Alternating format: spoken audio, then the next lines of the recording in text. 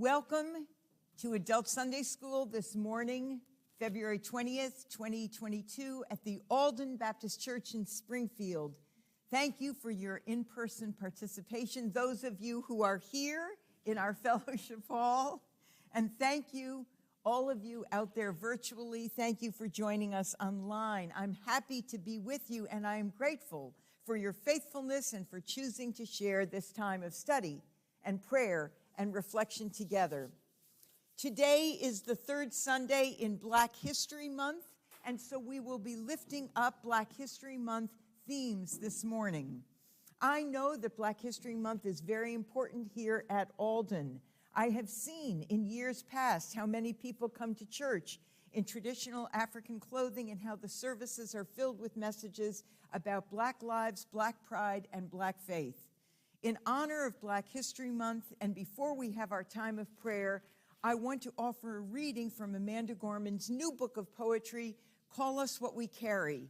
I have created a little display for Black History Month of books that I have recently finished that are very strong, very powerful books for Black History Month, and I wanted to share them. I'll be reading out of excerpts from all of them. One is the 1619 Project. One is 400 Souls. One is Amanda Gorman's new book, and one is From Here to Equality. And I stole that title for the name of our lesson today.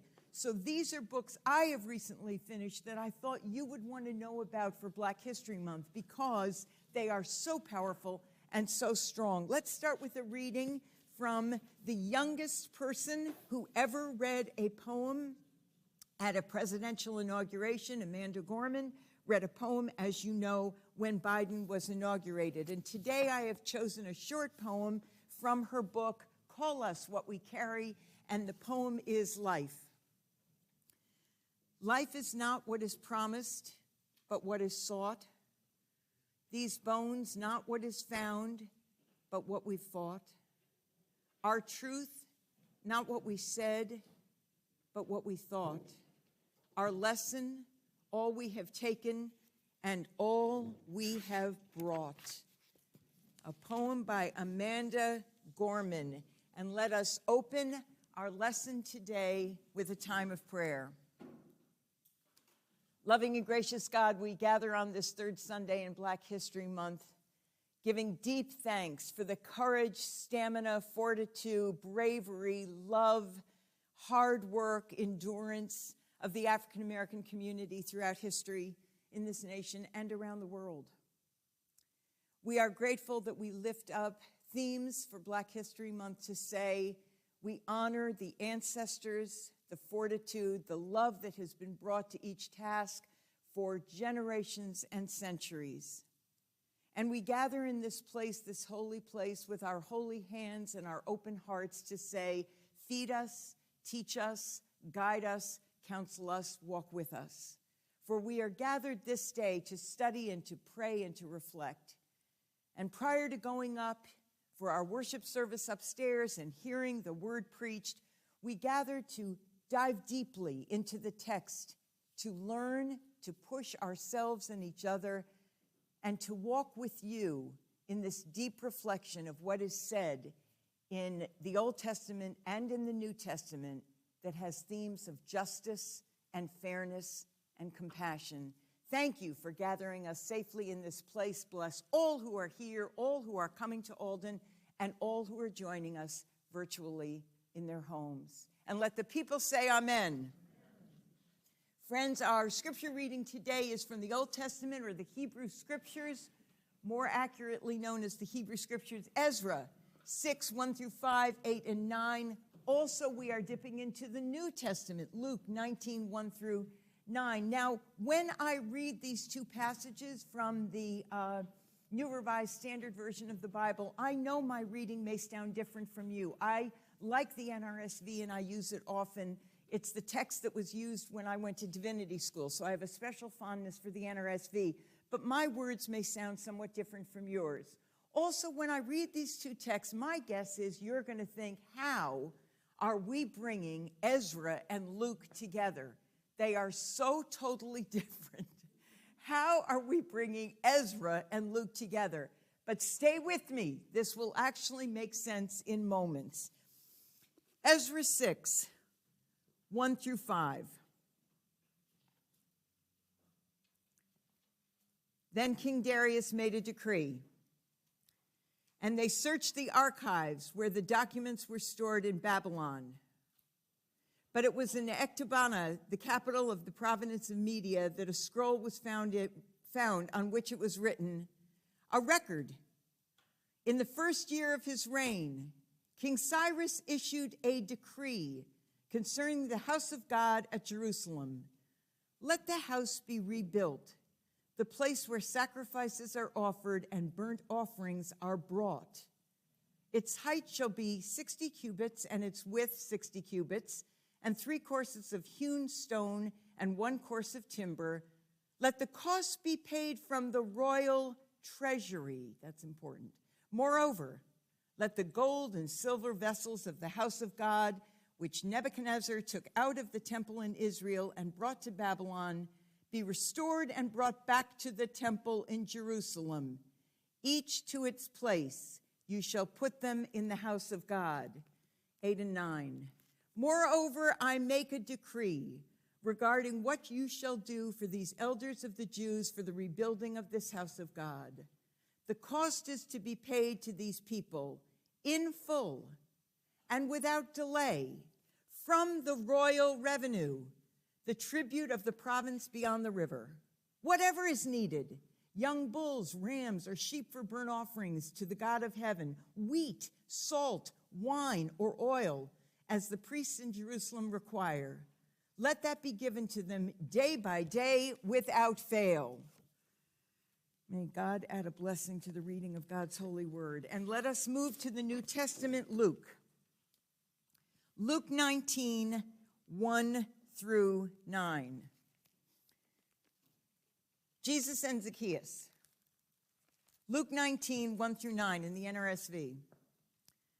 He, Jesus, entered Jericho and was passing through it. A man was there named Zacchaeus. He was a chief tax collector and was rich. He was trying to see who Jesus was, but on account of the crowd, he could not because he was short in stature. So he ran ahead and climbed a sycamore tree to see him because he was going to pass that way. When Jesus came to the place, he looked up and said to him, Zacchaeus, hurry and come down, for I must stay at your house today. So he hurried down and was happy to welcome him. All who saw it began to grumble and said, he has gone to be the guest of one who is a sinner. Zacchaeus stood there and said to the Lord, look, half of my possessions, Lord, I will give to the poor. And if I have defrauded anyone of anything, I will pay back 4 times as much. Thank you. Exactly right. Wow. So Zacchaeus says, look, half of my possessions, Lord, I will give to the poor. And if I have defrauded anyone of anything, I will pay back 4 times as much. May the Lord add a blessing to the reading of God's holy word. So we have the decree of Darius, and we have Jesus and Zacchaeus. First, let's unpack what is happening with the Ezra reading, and then let us consider the Luke text. And how do these seemingly disparate passages relate to one another? We will get there. Friends, the passage in Ezra is about the end of the Babylonian captivity. Do you realize that? The Israelites have been captives in Babylonia. They are, in this text, being released, allowed to return home to Jerusalem. And our passage for today speaks about the big announcement, the decree of their release, and about the rebuilding of the sacked temple in Jerusalem. But to really understand what is happening in this text in Ezra, just listen. You don't have to find it in your text. Stay with me. Just listen to the earlier versions in Ezra. I want to put what we just read in Ezra 6 in context of what's happening. So I would like to read to you parts of chapter 1 so we can put chapter 6 in context. Remember, this is about the end of the Babylonian captivity. The Israelites were marched to Babylon. They have been captive, and they are now being released, allowed to go back to Jerusalem, and allowed to rebuild the sacked temple. These words that I will read to you from chapter 1 put all of this in context. It reveals how God stirred up and inspired the new king, King Cyrus, how God touched and moved King Cyrus's heart to allow the Jewish captives kept in Babylon all those years, not only to return home, but to rebuild their sacred temple.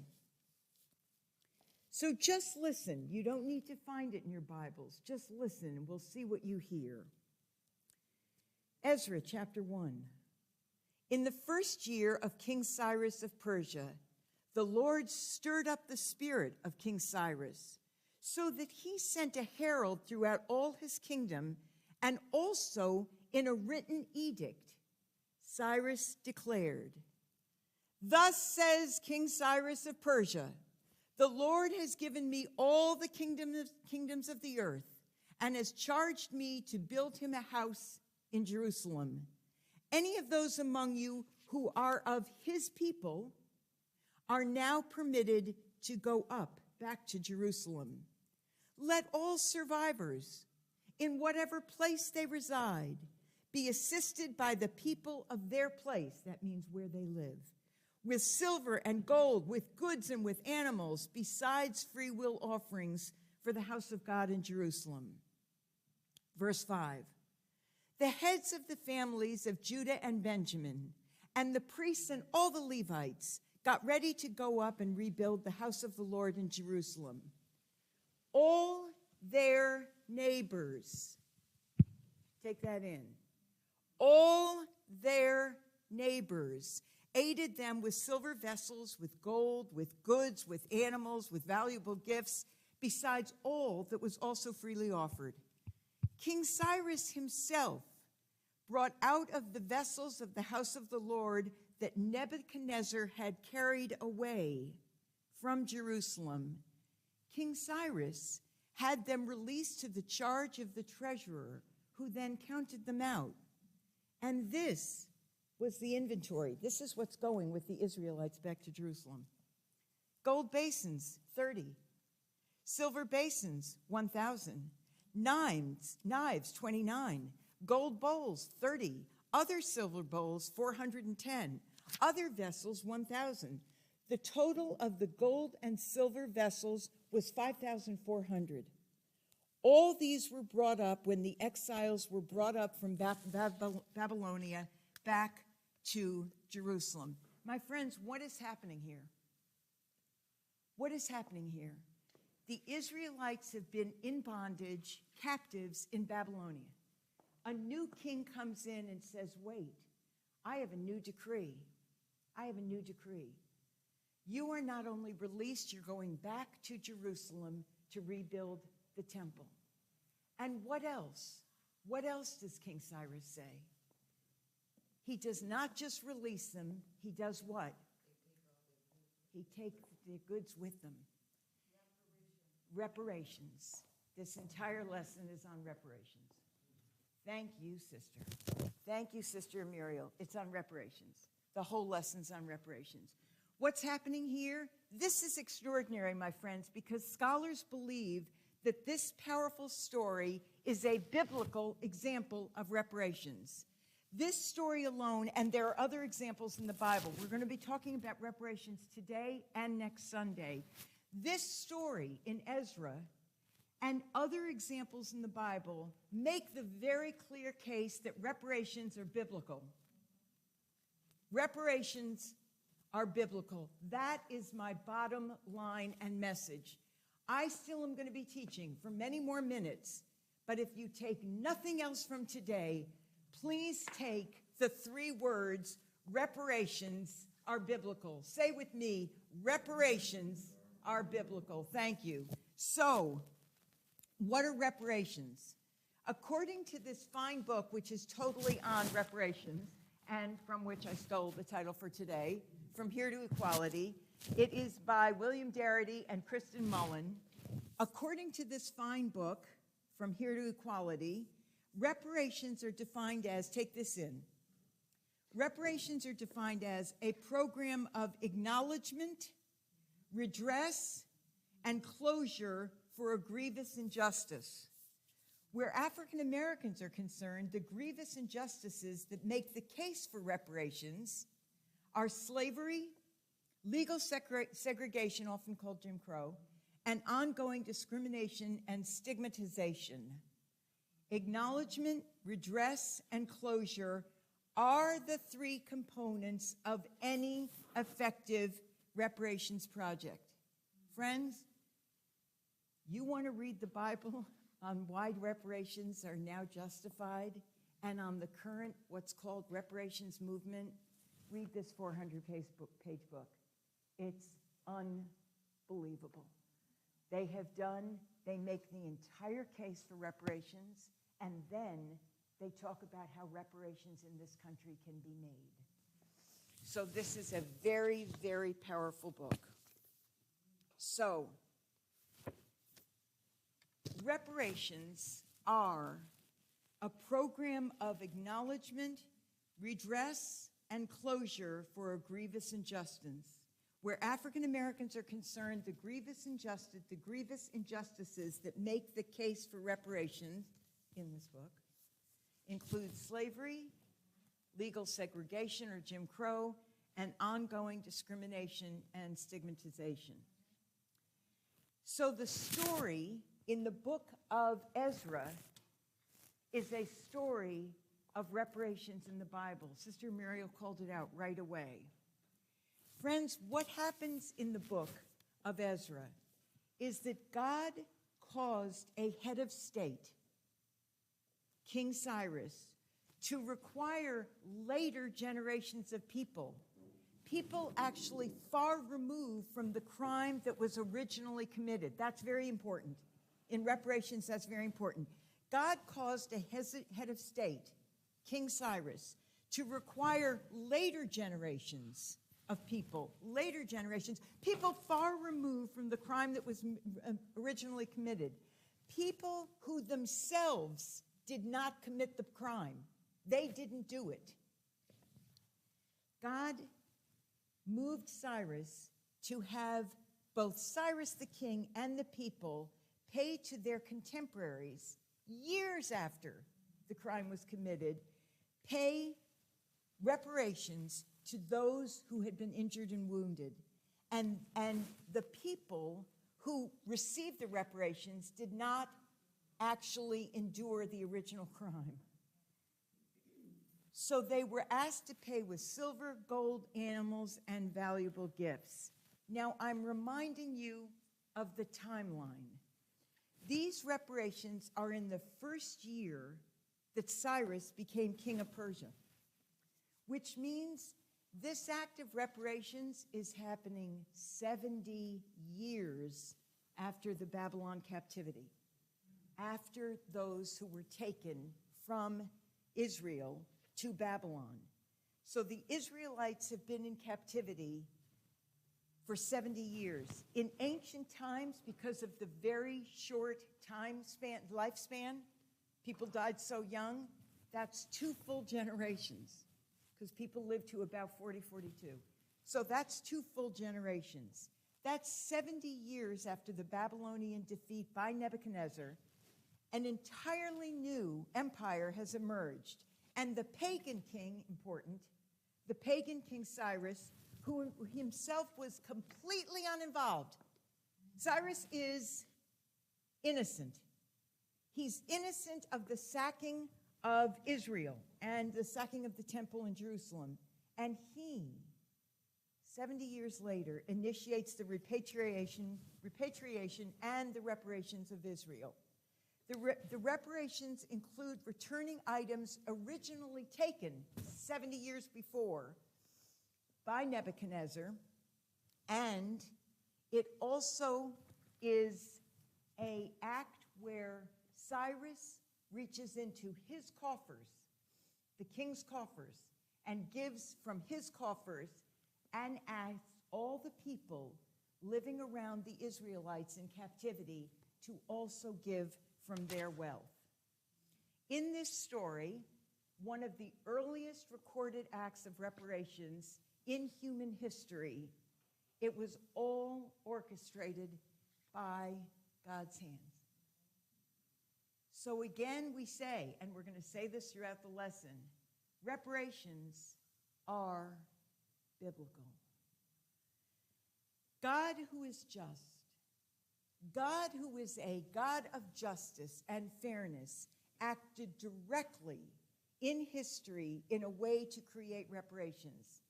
Consequently, reparations are biblically based, fair, and just for nation states today, following the Bible, to voluntarily repay its own citizens for crimes suffered at the hands of the state, no matter when the crimes occurred. So when people say about the current reparations movement, it's long ago, I didn't own slaves, that's far in our history. That goes back to the 16, 17, 1800s. That's long ago. No matter when the injury occurred, we make reparations. It's biblically based. Notice in Ezra that the king himself pays reparations from his own wealth, his coffers. And as I said, he decrees that his people in Babylon living around the Israelites also pay reparations. Listen again. Ezra 6, verse 3. In the first year of his reign, King Cyrus issued a decree concerning the house of God at Jerusalem. Let the house be rebuilt, the place where sacrifices are offered and burnt offerings are brought. Its height shall be 60 cubits and its width 60 cubits, with 3 courses of hewn stone and 1 course of timber. Let the cost be paid from the royal treasury. It's in your Bible. Let the cost be paid from the royal treasury. Cyrus is giving up his wealth, the king's own wealth. Moreover, let the gold and silver vessels of the house of God, which Nebuchadnezzar took out of the temple in Jerusalem, art, gold, and silver that was stolen, be brought back to Jerusalem, be restored and brought back to the temple in Jerusalem, each to its place. You shall put them in the house of God. 3 things are happening. The king is giving reparations from his own wealth, things that were actually stolen, goods that were actually stolen are being returned. That thing, that vase, that gold, that silver, that basin, that bowl are actually being returned. And you who live around these people for 70 years, you're also giving from your pocket. Gold and silver. 3 things are happening. Moreover, verse 8, I make a decree regarding what you shall do for these elders of the Jews for the rebuilding of the house of God. The cost is to be paid to these people in full and without delay from the royal revenue. There it is. Whatever is needed, young bulls, rams, or sheep for burnt offerings to the God of heaven, wheat, salt, wine, or oil, as the priests in Jerusalem require, let that be given to them day by day without fail. Friends, this is great wealth. They are talking about what we would now consider millions of dollars. Gold and wheat and salt and rams and sheep, that's wealth in ancient times. They are giving great wealth. Are you with me? Are you with me? That King Cyrus is giving reparations is noteworthy, but that also the people of Babylon are giving personal reparations is just so powerful. You who are his people are now permitted to go to Jerusalem, and let all survivors in whatever place they reside be assisted by the people of that place with silver and gold, with goods and with animals, besides free will, like other offerings for the house of God in Jerusalem. The heads of the families, verse 5, the heads of the families of Judah and Benjamin and the priests and the Levites got ready to go up and rebuild the house of the Lord in Jerusalem.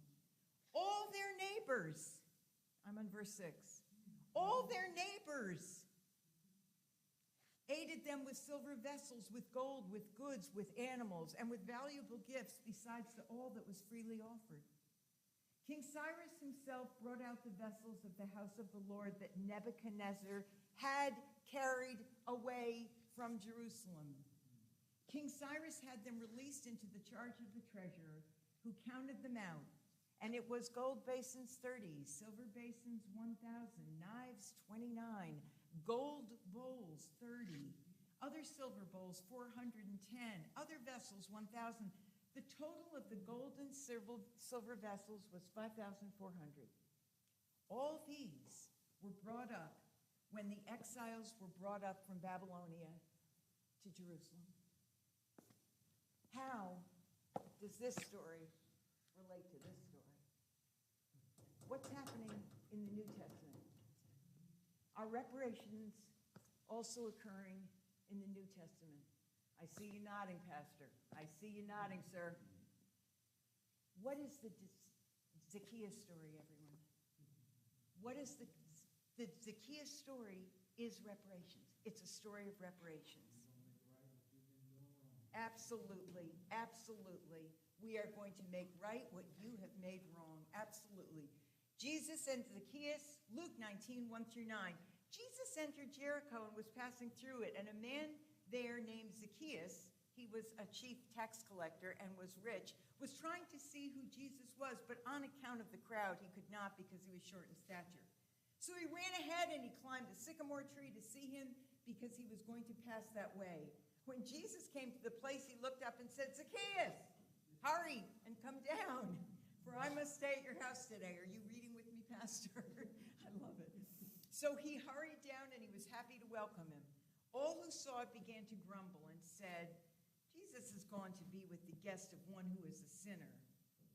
Zacchaeus stood there and said to the Lord, look, half of my possessions. Whoa! We just lost our, there we go. Can you hear me? Half of all my possessions.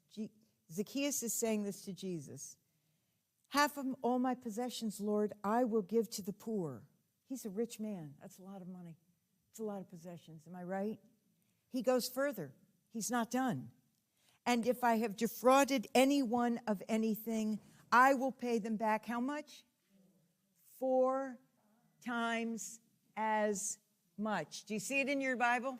4 times as much. Then what does Jesus say to him? Jesus says to him, today salvation has come to this house because he too, Zacchaeus, is a son of Abraham. Okay, Zacchaeus is giving away half of what he has to the poor. That's pretty significant. But he is further saying, if I have wronged anyone, if I have caused an injury, if I have defrauded anyone, I will not just repay them. I will not just give them back what I stole. I will not just give modest interest. I will give how much? Fourfold. Fourfold. If I have defrauded anyone of anything, I will pay them back 4 times as much. 4 times, that's reparations. Bottom line of the lesson, reparations are biblical. Reparations are biblical. In this book, they make an entire case for reparations in this country today. It's a 400-page book. It's dense. It took me a long time to get through. An entire case for reparations. And there are still people saying, it's long ago, it doesn't matter, I was not involved, it's generations before us. No. No matter when the injury was caused, there is reparations that must be paid. Here's the case for it. And there's much, much, much more being written about the reparations movement today. Zacchaeus does not just repay or reimburse or give modest interest. He repays fourfold after having given half of what he has to the poor. And when Jesus sees this, now we have to remember Zacchaeus is despised. Why is he despised? Thank you. He's a tax man. Pastor says, yes, he's a tax man. He's not just a tax collector. He's the chief tax collector. Known for defrauding, bribing, pressuring, stealing, tax collectors are so unpopular and despised. And yet, what does Jesus say to Zacchaeus after Zacchaeus makes his reparations, announcement of reparations? Listen to how Jesus responds. Then Jesus said to Zacchaeus, "Today salvation has come to this house, because he too is the son of Abraham." He too is the son of Abraham, meaning he too is one of the faithful. He too is one of my people. He too is a chosen child of God. He too is part of the family of God. I am naming and claiming him because of his reparations. Did you hear it? Did you hear it? A chief tax collector in Jericho, someone avoided, outcast, and despised, is claimed as a son of Abraham because Zacchaeus has promised this act of reparation, not only giving half of what he possesses to the poor, but the fourfold reparations. Am I right? Okay. In the time left, let us look. I'm running a little late. Let us look at what it takes to provide reparations. You heard it before. Let's see if we can get through this. 1, reparations are based on acknowledgement. Tell me if I spelled that right. Did I get it right? Okay. The first way that reparations are made is acknowledgement. Let's try and go through the 3 steps by the time that we have left together. Acknowledgement.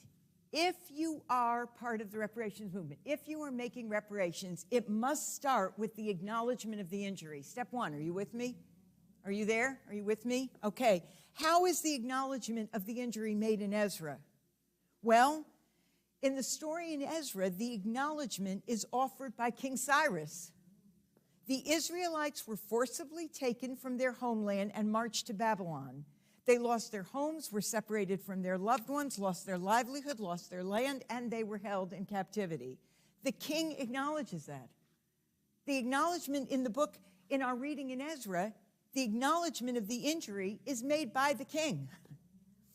In the story of Luke, how is the acknowledgement made? In the story of Luke, how is the acknowledgement made? Sister, by Zacchaeus says it directly. If I have defrauded anyone, acknowledgement. There's the acknowledgement. In Ezra, it's by King Cyrus.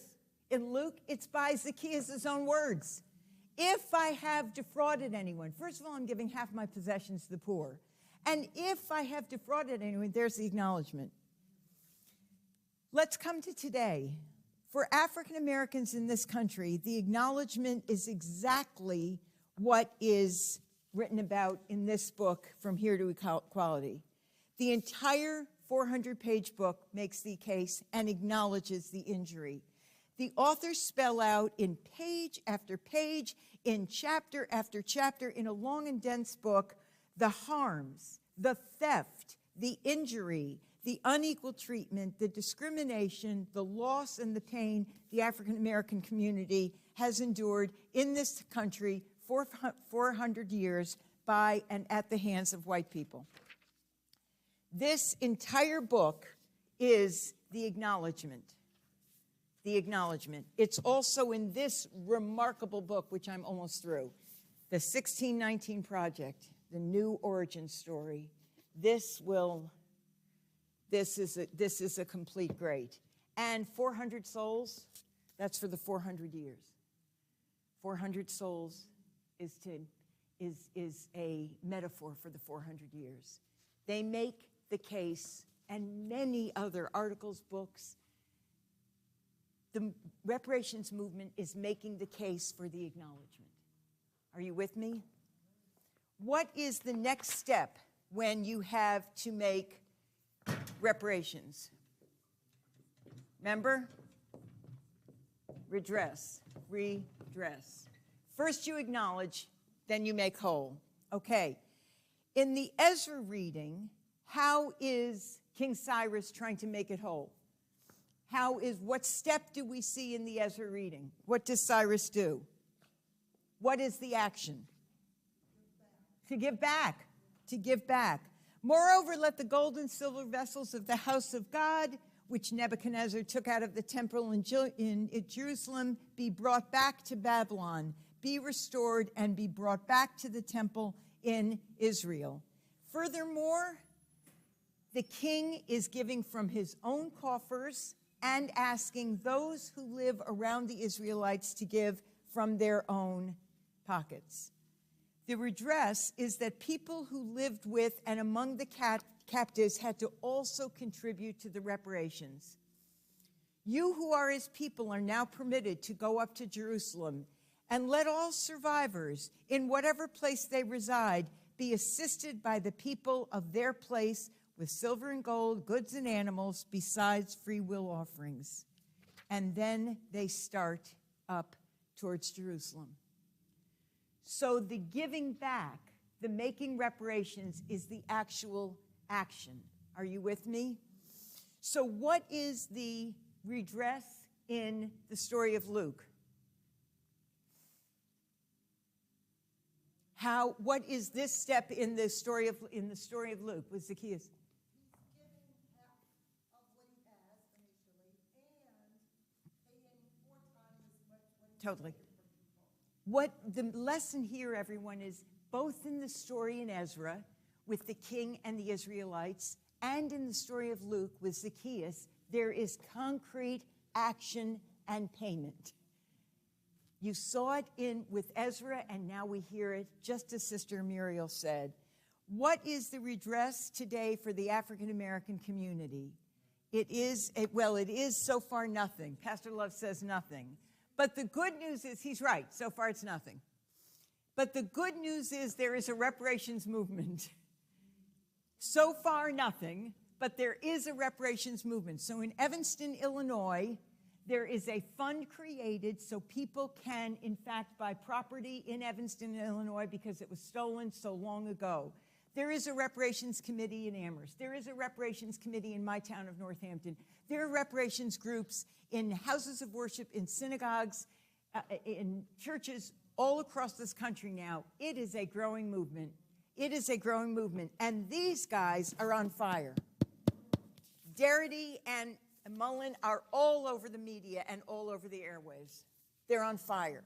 And this book and many others can spark a reparations movement. But Pastor's right. What is the redress that has happened for the African American community thus far? 0. Injury, harm, theft, loss, discrimination, even the promise of 40 acres and a mule. Did it happen? No. People didn't even get 40 acres and mule. There was a brief moment in Reconstruction where there was some hope but then, of course, the white backlash and the birth of the Klan and the black codes and the black laws and Jim Crow absolutely squashed all of that. Am I right? I don't have to give you a lesson on history. But what I am saying is there have not been reparations yet. What is the third part of reparations? Do you remember? Closure is right. Whoever just said that, somewhere over there in the little love community over here. Okay, the loves over here, there are right on it. Closure. In the Ezra story, so there's closure. There are 3 steps in reparations, and one is closure. The third is closure.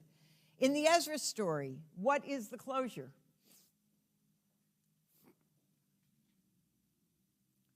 What is the closure?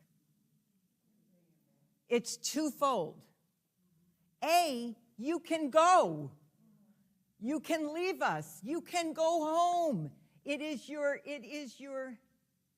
I have 1 minute? Oh, well, we're really going to speed it up now. We will pick this up next week. Closure in the Ezra story is you can go home with all this wealth. The closure is we are fully paying and you can go home. In the Zacchaeus story, it is, I will repay fourfold. That closes the story. In the African American movement today, in the African American community, closure has not come. Acknowledgement has not come. Reparations and have not come. Closure has not come. None of this has come. Absolutely. If you're absolutely. So if you are online, Pastor Love just said that requires an admission of guilt. That requires what he added, those in power to actually be uncomfortable. And those in power in this country are mainly white and mainly male. So that, I mean, if you look at Congress, if you look at our presidents, except for Obama, if you look at who runs the educational, judicial, medical, transportation, every system in this country, it's run by powerful white people, mainly male. And to actually admit guilt and go through these stages hasn't happened yet. But it is biblical to have reparations, and it is based in the teachings in the Bible and the reflecting of a God who loves justice, a God who is embracing fairness. All right, we're at a comma. Next week, with a new reading and a new example of reparations in the Bible, we are going to talk about what is owed. Next week, we are going to look at what is owed. And I love this, all the articles in this passage, in this, the New York Times Magazine. We are going to be talking about what is owed, and we are going to look, my friends, at other examples of reparations in the Bible. We are going to look at the acknowledgement, the actual reparations, and the closure, and continue to ask the question, why hasn't this happened for the African American community in this country? And how can we strengthen, which is where we're going to go next week, the reparations movement in the country that is emerging now? Are you with me? Are you with me? So we have more to cover. We have more to cover. And next week is on what is owed. Anybody learn anything today? I love you. Wave your hands. Everybody okay? Everybody going to come back so we can continue? You're only at a comma. I see you nodding. I see you nodding. Let us gather ourselves together in a spirit of prayer. Oh, loving God, we're on fire. We're on fire because we follow and love and work. And so we know we are called and tasked to be like Jesus in our own simple and limited ways, to follow him and to do what he did, to love what he loved, and to work in the ways he worked for justice. The Bible is full of examples of a God of justice who embraces fairness, and we too